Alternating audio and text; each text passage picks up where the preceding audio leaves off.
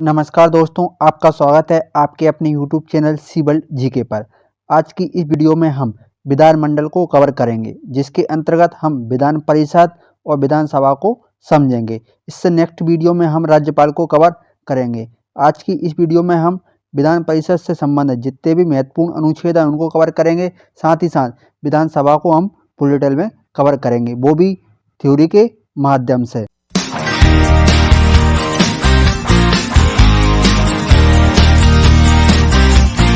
तो अब हम देखते हैं, जिस प्रकार केंद्र में संसद होती है उसी प्रकार राज्यों में विधानमंडल होता है। इस प्रकार संसद के 3 अंग होते हैं, राज्यसभा, लोकसभा और राष्ट्रपति। उसी प्रकार विधानमंडल के भी 3 अंग होते हैं, विधान परिषद, विधानसभा और राज्यपाल। इससे पहली वाली वीडियो में संसद के बारे में फुल डिटेल में कवर कराया और राष्ट्रपति के बारे में भी जो महत्वपूर्ण अनुच्छेद है उनको कवर कराया। अगर आपने वो वीडियो नहीं देखी तो आप उसे जरूर देख लीजिए, क्योंकि हम आज जो विधानमंडल पढ़ने वाले हैं हम संसद से उसे कंपेयर करके पढ़ेंगे। जिस प्रकार केंद्र में उच्च सदन राज्यसभा होता है, उसी प्रकार राज्यों में जो उच्च सदन होता है आपका, वो आपकी विधान परिषद होती है। उसी प्रकार निम्न सदन केंद्र में लोकसभा होती है, उसी प्रकार राज्यों में निम्न सदन होता है वो आपका विधानसभा होता है। जिस प्रकार कोई बिल पर राष्ट्रपति का हस्ताक्षर करके पास होता है, उसी प्रकार राज्यों में राज्यपाल के हस्ताक्षर होने के बाद कोई बिल पास हो पाता है। इस प्रकार हम देखते हैं आगे, क्योंकि जिस प्रकार संसद के 2 अंग होते हैं, लोकसभा और राज्यसभा, उसी प्रकार विधानमंडल के भी कितने अंग होंगे? 2 अंग होंगे। कौन कौन से? आपके विधान परिषद और आपकी विधानसभा। प्रत्येक राज्य में विधानसभा तो है लेकिन विधान परिषद नहीं है। कुछ ही राज्यों में विधान परिषद है, उसे हम आगे देखेंगे, ठीक है। इसके बाद हम देखते हैं अन्य फैक्ट को कि कई राज्यों में विधानमंडल एक सदनीय यानी कि यूनि कैमरल है और कई राज्यों में विधानमंडल द्विसदनीय यानी कि बाई कैमरल है। यानी कि कई राज्यों में जो विधानमंडल है वो एक सदन है, क्योंकि वहाँ पर कुल विधानसभा है, लेकिन कई राज्य ऐसे हैं जिनमें विधान परिषद साथ साथ में विधानसभा दोनों है, इसलिए उसे द्विसदन कहा जाता है। यहाँ पे एक सदन है उसे सिर्फ और सिर्फ विधानसभा के नाम से जाना जाता है। अनुच्छेद देख लेते हैं कुछ कि अनुच्छेद 168 में कहा गया है कि राज्यों के विधानमंडलों का गठन, यानी कि राज्य में विधानमंडल का गठन अनुच्छेद 168 के तहत किया जाएगा। आर्टिकल 169 में कहा गया है कि राज्यों में विधान परिषद की स्थापना और समाप्ति, यानी कि जिन राज्यों में विधान परिषद नहीं है उन राज्यों में विधान परिषद की स्थापना की जाएगी और जिन राज्यों में विधान परिषद ऑलरेडी है उसको समाप्त किया जा सकता है अनुच्छेद 169 के तहत। आर्टिकल 170 है विधानसभा की संरचना और अनुच्छेद 171 है विधान परिषद की संरचना। इन्हें हम एक एक करके कंपेयर करके पढ़ने वाले हैं आगे। तो चलिए आगे देख लेते हैं। यहाँ मैंने आपको विधानसभा और विधान परिषद को किन अन्य नामों से जाना जाता है उनके बारे में बताया है। एक तरफ आपको विधानसभा के अन्य नाम लिख दिए गए हैं और एक तरफ आपको विधान परिषद के अन्य नाम क्या हैं उनके बारे में आपको बताया। यहाँ विधानसभा को निम्न सदन के नाम से जाना जाता है और विधान परिषद को उच्च सदन के नाम से जाना जाता है। इसे इंग्लिश में लेजिस्लेटिव असेंबली कहा जाता है विधानसभा को, और विधान परिषद को लेजिस्लेटिव काउंसिल के नाम से जाना जाता है। इसे जनता का सदन कहा जाता है। जनता का सदन क्यों कहते हैं? क्योंकि जो इसके सदस्य होते हैं वो कहीं ना कहीं जनता के द्वारा चुने जाते हैं, इसलिए इसे जनता का सदन कहा जाता है। विधान परिषद को चर्चित लोगों का सदन कहा जाता है, क्योंकि जो इसके सदस्य चुने होते हैं वो कहीं ना कहीं चर्चित लोग होते हैं, इसलिए चर्चित लोगों का सदन कहा जाता है। इसे प्रथम सदन कहा जाता है, इसे द्वितीय सदन कहा जाता है। इसे अस्थायी सदन कहते हैं। अस्थायी सदन क्यों कहते हैं? क्योंकि इसका कार्यकाल 5 वर्ष का होता है, उसके बाद ये अपने आप भंग हो जाती है, इसलिए इसे अस्थायी सदन के नाम से जाना जाता है। और विधान परिषद को स्थायी सदन के नाम से जाना जाता है, क्योंकि जो इसके सदस्य होते हैं वो प्रत्येक 2 वर्ष बाद 1/3 सदस्य है ना वो सेवानिवृत्त हो जाते हैं और उनके स्थान पर नए सदस्य आ जाते हैं, इसलिए भंग नहीं होती, इसलिए इसे स्थायी सदन के नाम से जाना जाता है। विधानसभा को युवाओं का सदन कहा जाता है, क्योंकि जो युवा चुन के आते हैं उनकी उम्र कितनी होना चाहिए? 25 वर्ष, इसीलिए इसे युवाओं का सदन कहा जाता है। और विधान परिषद को बड़ों का सदन कहा जाता है, क्योंकि इनके सदस्यों की जो उम्र होती है वो 30 वर्ष से कम नहीं होना चाहिए, इसलिए इसे बड़ों का सदन कहा जाता है। इसके अलावा हम देखते हैं कि सभी राज्यों के अलावा केंद्र शासित प्रदेशों में भी विधानसभा हैं, यानी कि राज्यों के अलावा भी जो केंद्र शासित प्रदेश हैं उनमें भी विधानसभा हैं। तो वो कौन कौन से हैं? आपकी दिल्ली है, पुडुचेरी है और आपका जम्मू कश्मीर है। यह पहले राज्य हुआ करता था, लेकिन इसे केंद्र शासित प्रदेश बना दिया गया है। तो आपके कितने केंद्र शासित प्रदेश हैं? 3, दिल्ली, पुडुचेरी और जम्मू कश्मीर। इन तीनों में विधानसभाएं हैं। इसके अलावा विधान परिषद की बात करें तो वर्तमान में 6 राज्य हैं जिनमें विधान परिषद हैं, उन्हें हम आगे देखते हैं। विधान परिषद वाले कितने राज्य हैं? 6 राज्य हैं। कौन कौन से? उत्तर प्रदेश, बिहार, महाराष्ट्र, कर्नाटक, तेलंगाना और आंध्र प्रदेश। इन्हें कैसे याद रख सकते हैं? देखिए, उत्तर प्रदेश और बिहार पास पास में, तो आपके दो ये हो जाएंगे। इस साइड आएंगे तो ये आपका महाराष्ट्र है, ये कर्नाटक है, ये तेलंगाना है और ये आंध्र प्रदेश है। ये दोनों एक दूसरे के भाग हुआ करते थे, तो इनसे याद करके याद रख सकते हैं कि आंध्र प्रदेश और तेलंगाना। ऊपर देखा था हमने उत्तर प्रदेश और बिहार, और ये आपके महाराष्ट्र और कर्नाटक पास पास में। इस प्रकार से ये दो हो जाएंगे। तो आपके टोटल विधान परिषद वाले कितने राज्य हो जाएंगे? 6 राज्य हो जाएंगे। इसके बाद हम आगे देखते हैं। यहाँ हम कुछ चीज़ों को कंपेयर करके पढ़ लेते हैं। देखिए, यहाँ संसद को इंग्लिश में पार्लियामेंट कहा जाता है, जिसके 2 सदन होते हैं। कौन कौन से? एक होता है लोकसभा और एक होता है आपका राज्यसभा। लोकसभा को इंग्लिश में हाउस ऑफ पीपल के नाम से जाना जाता है और राज्यसभा को काउंसिल ऑफ स्टेट के नाम से जाना जाता है। इनमें जो सदस्य होते हैं वो बैठते हैं, उनको क्या कहा जाता है? सांसद कहा जाता है, जिसे इंग्लिश में मेंबर ऑफ पार्लियामेंट कहा जाता है। क्योंकि जो सांसद होते हैं वो कहीं ना कहीं कहाँ बैठते हैं? आपकी संसद में बैठते हैं, इसलिए संसद को इंग्लिश में क्या बोलते हैं? पार्लियामेंट। तो ये क्या क्या हो जाएंगे आपके? मेंबर ऑफ पार्लियामेंट, ये संसद कहा जाता है। उसी प्रकार विधानमंडल को इंग्लिश में लेजिस्लेचर कहा जाता है, जिसके भी 2 अंग होते हैं। कौन कौन से? एक है आपकी विधानसभा और ये आपका विधान परिषद। यहाँ विधानसभा को इंग्लिश में कहा जाता है लेजिस्लेटिव असेंबली और विधान परिषद को कहा जाता है लेजिस्लेटिव काउंसिल के नाम से जाना जाता है। इसे इंग्लिश में कहा जाता है मेंबर ऑफ लेजिस्लेटिव असेंबली और इसे इंग्लिश में कहा जाता है मेंबर ऑफ लेजिस्लेटिव काउंसिल। यानी कि जो विधानसभा और विधान परिषद में सदस्य बैठते हैं उन्हें विधायक के नाम से जाना जाता है। जिस प्रकार सांसद बैठते थे संसद में, उसी प्रकार विधानमंडल में कौन बैठते हैं? आपके विधायक बैठते हैं। कुछ लोग बोलते रहते हैं कि हमारे चाचा विधायक हैं, तो वो विधायक कहाँ बैठते हैं? आपके विधानमंडल में बैठते हैं। इसके बाद हम आगे देखते हैं। अनुच्छेद 168 के अनुसार प्रत्येक राज्य में एक विधानमंडल होगा जो राज्यपाल और 2 सदनों से मिलकर बनेगा। यहाँ किसी राज्य के विधानमंडल के 2 सदन हैं। वहाँ एक का नाम विधान परिषद होगा और दूसरे का नाम विधानसभा होगा, और जहाँ केवल एक सदन है उसका नाम विधानसभा होगा। यानी कि अनुच्छेद 168 के तहत क्या कहा गया है कि एक विधानमंडल होगा और उसके कितने सदन होंगे? ये 2 सदन होंगे। अगर वहाँ दोनों सदन है तो एक का नाम विधान परिषद और दूसरे का नाम विधानसभा होगा। अगर वहाँ एक सदन है तो उसका नाम क्या हो जाएगा? विधानसभा हो जाएगा। ये पहले भी मैंने आपको बता चुका हूँ। इसके बाद हम आगे देख लेते हैं। इसके बाद है अनुच्छेद 169। इसमें कहा गया है कि राज्यों में विधान परिषद की स्थापना और समाप्ति। यदि किसी राज्य में विधान परिषद नहीं है तो वहाँ पर उसकी स्थापना किस प्रकार की जाएगी और जहाँ पर है उसे किस प्रकार समाप्त किया जाएगा, यह बात अनुच्छेद 169 में कही गई है। विधान परिषद की स्थापना और समाप्ति के लिए यदि किसी भी राज्य की विधानसभा अपने कुल सदस्यों के पूर्ण बहुमत तथा उपस्थित मतदान करने वाले सदस्यों के 2/3 बहुमत से प्रस्ताव पारित करें तो विधानसभा से पारित विधेयक संसद के दोनों सदनों से साधारण बहुमत से प्राप्त हो जाता है। फिर राष्ट्रपति के पास हस्ताक्षर करने के लिए भेज दिया जाता है। तो वहाँ पर विधान परिषद की या तो स्थापना की जा सकती है या उसे समाप्त किया जा सकता है। जैसे मान लीजिए किसी राज्य में 100 विधानसभा सीट हैं, ठीक है। पूर्ण बहुमत की बात करें तो कितना होता है?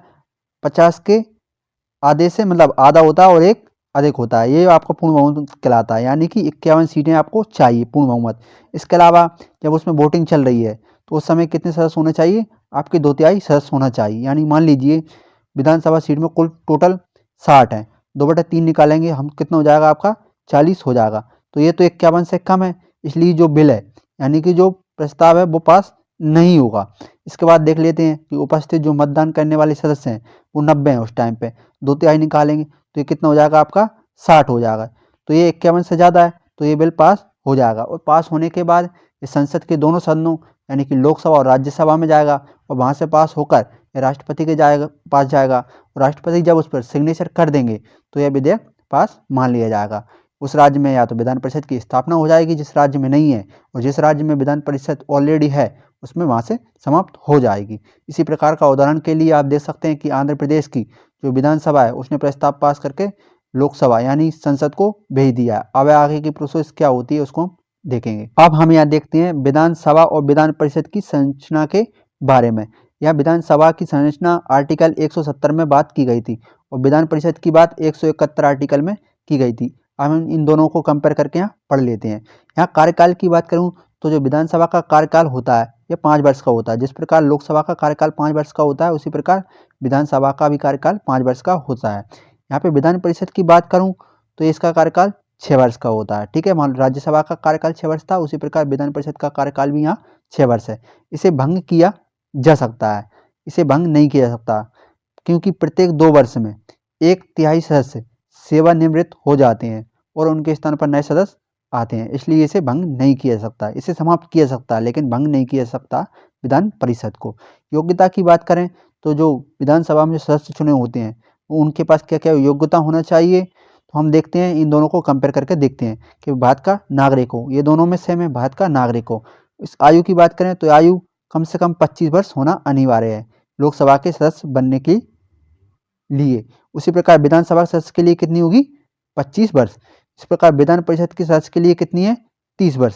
या सरकार के किसी लाभ के पद पर ना हो, यहाँ भी सरकार के किसी के लाभ के पद पर ना हो, यहाँ पे पागल या दिवालिया ना हो, यहाँ पर पागल या दिवालिया ना हो। इन चारों में कंडीशन सेम है, यानी कि यहाँ पे उम्र की बात कितनी की गई है, 25 वर्ष, यहाँ पे कितनी की गई, 30 वर्ष। इन्हें याद रखें। या चुनाव की बात करूँ तो यहाँ चुनाव जो सदस्य होते हैं उनका चुनाव प्रत्यक्ष रूप से होता है, यहाँ पे चुनाव अप्रत्यक्ष रूप से होता है, यानी कि जो सदस्य चुनते हैं वो जनता के द्वारा सीधे प्रत्यक्ष रूप से चुने जाते हैं, यह जनता के द्वारा सीधे प्रत्यक्ष रूप से नहीं चुने जाते, इसलिए यहाँ का जो चुनाव होता है वो आपका अप्रत्यक्ष चुनाव होता है। इसके बाद हम आगे देख लेते हैं।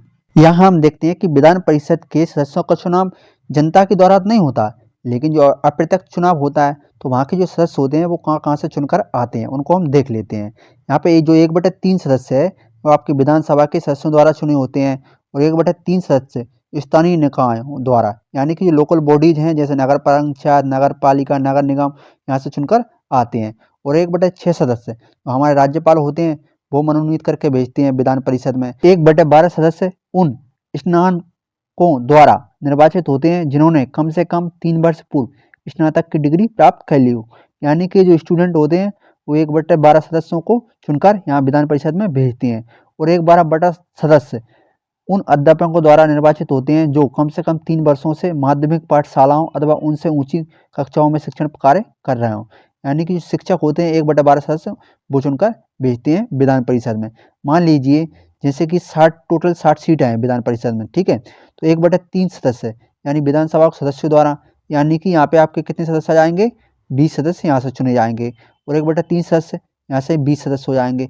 1/6 की बात करूँ तो यहाँ से आपके टोटल 10 सदस्य हो जाएंगे। यहाँ की बात करूँ तो आपके 5 सदस्य चुने जाएंगे, और 1/6 12 सदस्य जो शिक्षकों द्वारा चुने जाते हैं वहाँ से आपके 5 सदस्य चुने जाएंगे।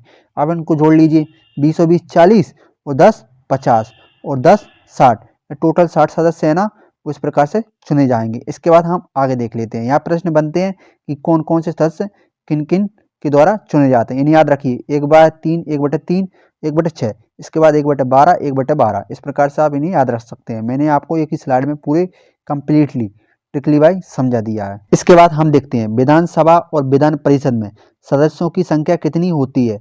सबसे पहले हम देखते हैं कि विधानसभा में सदस्यों की संख्या कितनी होती है। तो अधिक से अधिक सदस्य संख्या कितनी होगी, 500 होगी, इससे अधिक संख्या नहीं हो सकती। और कम से कम कितनी होगी, वे आपकी 60 होगी। इन्हें नोट डाउन कर लें क्योंकि ये एग्जामों में पूछे जाते हैं। अपवाद हैं कुछ, यहाँ पे कि गोवा है उसमें 40 सीटें हैं, मिजोरम में 40 सीटें हैं, और सिक्किम में 40 सीटें हैं, ये आपके राज्य हैं। और जो पुडुचेरी है इसमें 30 सीटें हैं, ये आपका केंद्र शासित प्रदेश है, इसे भी आप याद रखें। ये अपवाद हैं आपके गोवा, मिजोरम और सिक्किम, जिनमें सीटें कितनी कितनी है, 40, 40, 32 और 30 सीटें हैं, याद रखें इनको। अगर हम इनके अधिकारियों की बात करें, यानी कि यहाँ जो अधिकारी होते हैं विधानसभा में जो बैठते हैं, एक होता है अध्यक्ष और एक होता है उपाध्यक्ष, ठीक है। ये अध्यक्ष उपाध्यक्ष अपने ही सदस्यों में से चुन लिए जाते हैं। यहाँ अध्यक्ष उपाध्यक्ष को अपना त्यागपत्र देता है और उपाध्यक्ष अपना त्यागपत्र अध्यक्ष को देता है। इसी प्रकार हम विधान परिषद को कंपेयर करें इससे, तो सदस्यों की संख्या की बात करें तो अधिक से अधिक संख्या कितनी होगी, विधानसभा के कुल सदस्यों की संख्या के 1/3 से अधिक नहीं होगी। यानी मान लीजिए विधानसभा में कितनी सदस्य संख्या है, 150 है, तो इसका 1/3 निकालें तो कितना हो जाएगा आपका 50 सदस्य, इससे अधिक नहीं हो सकती। इसी प्रकार कम की बात करें तो कम से कम कितनी होगी, 40 होगी, इससे कम नहीं हो सकती। हम यहाँ अधिकारियों की बात करें तो जिस प्रकार से यहाँ अध्यक्ष उपाध्यक्ष होते हैं उसी प्रकार से यहाँ सभापति और उपसभापति होते हैं। यहाँ विधान परिषद के सदस्यों में से ही किसी को सभापति चुन लिया जाता है और किसी को उपसभापति चुन लिया जाता है। यहाँ त्यागपत्र की बात करें तो सभापति उपसभापति को अपना त्यागपत्र देंगे और उपसभापति अपने त्यागपत्र सभापति को देंगे। इन दोनों को आप कंपेयर करके पढ़ लीजिए। अब हम कुछ अन्य फैक्ट को भी देख लेते हैं। अनुच्छेद 332 के अनुसार राज्य की विधानसभा में जनसंख्या के अनुपात में SC और ST की जातियों को आरक्षण दिया गया है। यानी कि आर्टिकल 332 के तहत विधानसभा में और SC और ST को आरक्षण की बात कही गई है। और आर्टिकल 333 के अनुसार राज्यपाल हैं एक एंग्लो भारतीयों को विधानसभा में मनोनीत करते थे। याद रखें, करते थे, अब नहीं करते। एंग्लो इंडियन क्या होते हैं? जो विदेशी यानी कि जो अंग्रेज लोग थे, जो अंग्रेज व्यक्ति था और भारत की जो महिला थी, उन दोनों में आपस में जो विवाह होते थे और उनसे उत्पन्न जो संतान होती थी उसे ही हम एंग्लो इंडियन या आंग्ली भारतीय कहते हैं। लेकिन अनुच्छेद 333 के तहत विधानसभा में मनोनीत करने का अधिकार था, लेकिन अब नहीं है, क्योंकि संविधान में 104वां संविधान संशोधन द्वारा आंग्ल भारतीय समुदाय के आरक्षण को अब समाप्त कर दिया गया है। इसलिए पहले राज्यपाल एक आंग्ल भारतीयों को विधानसभा में मनोनीत कर सकते थे, लेकिन अब ऐसा नहीं है। इसे इंपॉर्टेंट है, इसे याद रखें। इसके बाद हम आगे देख लेते हैं, विधानसभा के कार्य और शक्तियों को देख लेते हैं। पहली शक्ति है कि इसे राज्य सूची और समवर्ती सूची पर कानून बनाने का अधिकार है। यानी कि 3 प्रकार की सूचियां होती हैं, वो राज्य सूची, समवर्ती सूची और केंद्र सूची। यहाँ राज्य सूची पर राज्य सरकार कानून बनाती है और समवर्ती सूची पर राज्य और केंद्र सरकार दोनों कानून बना सकते हैं। ठीक है। दूसरा है, धन विधेयक को सबसे पहले विधानसभा में ही प्रस्तुत किया जाता है। याद रखें, धन विधेयक को सबसे पहले विधानसभा में प्रस्तुत किया जाता है, विधान परिषद में नहीं। जब धन विधेयक विधानसभा में पारित हो जाता है तो इसे विधान परिषद के पास भेज दिया जाता है और विधान परिषद को 14 दिन के भीतर विधेयक को विधानसभा के पास लौटाना पड़ता है। यदि वो 14 दिन से 1 भी दिन बढ़ती हो जाते हैं तो विधान परिषद से पास मान लिया जाता है। याद रखें। इसके बाद है नेक्स्ट पॉइंट, प्रत्येक वर्ष राज्य का वार्षिक बजट भी विधानसभा में ही प्रस्तुत किया जाता है। और इसे प्रस्तुत कौन करते हैं, ये मुझे आप कमेंट बॉक्स में जरूर बताएं। अगला फैक्ट है, विधानसभा की अनुमति के बिना राज्य में कोई टैक्स नहीं लगता। यानी विधानसभा की अनुमति के बिना राज्य में कोई टैक्स वसूला नहीं जा सकता। 5वां पॉइंट है कि मंत्रिपरिषद सामूहिक रूप से विधानसभा के प्रति उत्तरदायी होती है। याद रखें, क्योंकि जो मंत्रीगण होते हैं वो कहीं ना कहीं विधानसभा में चुनकर आते हैं, इसलिए विधानसभा के प्रति उत्तरदायी होते हैं। अब हम विधान परिषद के कार्य और शक्तियों को देख लेते हैं। पहली शक्ति है, विधान परिषद किसी भी विधेयक को अधिकतम 4 माह तक ही रोक सकती है। यानी विधानसभा से पास होकर कोई विधेयक विधान परिषद के पास आता है तो वो अधिकतम कितने माह तक रोक सकती है? 4 माह। ठीक है, याद रखिएगा। अगला नेक्स्ट फैक्ट है कि मुख्यमंत्री और मंत्रियों का चयन किसी भी सदन से किया जा सकता है। यदि विधान परिषद के सदस्य को मंत्री या मुख्यमंत्री बनाया जाता है तब भी वह विधानसभा के प्रति उत्तरदायी होता है। याद रखिएगा, किसी भी सदन से चुनकर आए तो वह उत्तरदायी किसके प्रति हुआ? विधानसभा के प्रति उत्तरदायी हुआ। मैंने आपको पहले ही बता दिया था। यदि भी किसी सदन से चुनकर आता है, ठीक है, याद रखिएगा। अब हम देख लेते हैं कि विधान परिषद में सीटों की संख्या किन किन राज्यों में कितनी है।